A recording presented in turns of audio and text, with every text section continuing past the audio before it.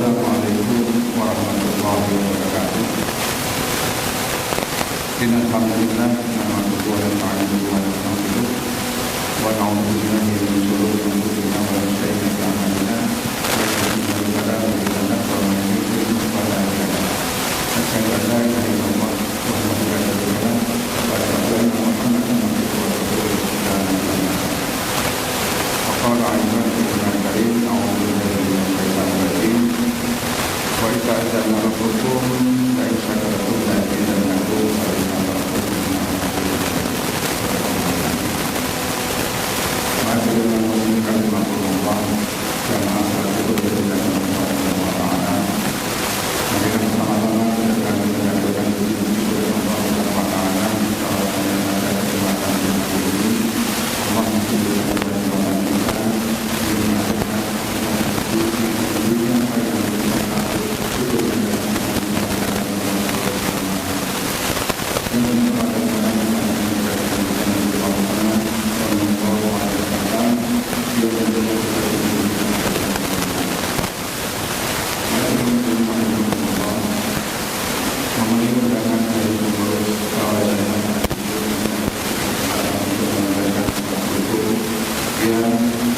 tentunya untuk mengingatkan saya berbagi dan bersama dengan bermanfaat. Yang tadinya kita sedikit itu sudah terdapat dikasih saya dulu sampai dengan di depan dia. Yang tentunya kita juga hikmah poin dari kandungan saya tersebut adalah bahwasanya janji menambahkan nikmat, yaitu bahwasanya Allah telah menambahkan nikmat baik rezeki, kesehatan, berkah bagi siapa saja yang bersyukur. Yang kedua poin yang terpenting adalah peringatan ukur nikmat. Apabila kita mengingkari sebuah nikmat yang kita rasakan, maka nyata ada pokok bersama. Kemudian yang ketiga adalah cara bersyukur. Menurut Imam Al-Ghazali, syukur dilakukan dengan hati, lisan, dan perbuatan keberkahan. Masyaallah sekali Allah. Pada kesempatan yang singkat ini kita singgung di mana bahwasanya suatu hari yang keberkahan kita kelak memuat apapun hal kita dapatkan di dalam kehidupan sehari-hari kita, yang mana jangan sampai kita membuat ini sangat penting bagi kita sebagai seorang mukmin.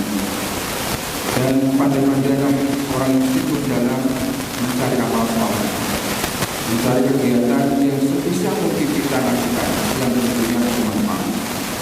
Karena ketika kita ataupun semua saja mulai banyak biarnya, hanya nganggunya, saat itulah setan bekerja untuk memperbaikkan hati, kemudian masuk di dalam pikirannya dan melemahkan iman. Mulai hasad, karena waktu-waktu tidak ada kegiatan, kemudian mulai pemikiran menyesali nasib diri sendiri. Ada hal yang dipikirkan berangan-angan, kemudian jadi overthinking, overthinking. Hasilnya apa? Ketika banyak kemudian sedih, kemudian interior, mental menjadi jatuh, takut, cemas dan berdebar karena tidak ada kesulitan. Yang paling bahaya kalau hati tertutup dari mendengar nikmat Allah.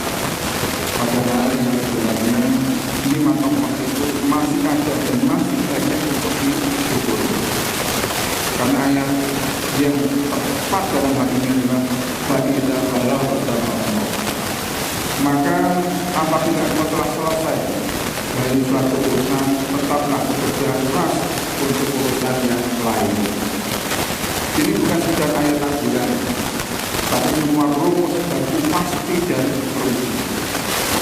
Ketika kita ingin mendapatkan hatinya dan kesedihan kita, maka ingatlah dasar Quran ayat 1 di dalam surat 94.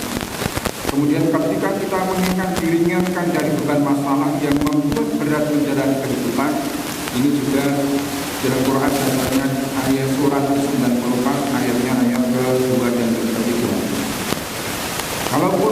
mengingatkan kembali, ditinggalkan ataupun diinginkan, ditinggikan derajatmu atau dibaikan namamu lewat karya ataupun manfaat, inilah dasar Quran surat 94 ayatnya yang keempat. Kemudian kalaupun kita inginkan kemudian dihadirkan sebuah solusi, sebuah permasalahan yang ada bagi kita, kesulitan apapun, dasarnya ada di surat 94 ayat 5 dan 6. Dari masalah-masalah tersebut jawabannya adalah teruslah kita berusaha. Ketika kita ada aktivitas, maka kita harapkan jangan sampai kita itu mager, nyantai-nyantai saja. Jangan sampai kebanyakan nganggur. Walaupun potensi aktivitas kewajiban yang telah dilakukan itu telah selesai, ada kegiatan lain yang harus dijalankan. Jangan ada jeda terlalu lama dari satu aktivitas ke aktivitas yang lainnya. Mukmin itu harus bergerak. Tafarraq fa inna fil harakah barokah. Bergeraklah, sesungguhnya setiap gerakan ada berkahnya.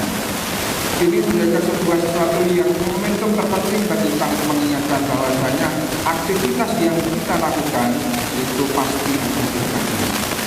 Sehingga dasar yang paling utama bahwasanya mari kita lakukan aktivitas ini dengan dasar mencari ridha Allah SWT, sehingga waktu kita yang kita gunakan ini betul-betul bermanfaat, dan sehingga dalam hal mensyukur nikmat yang kita lakukan itu pasti Allah akan menambahkan.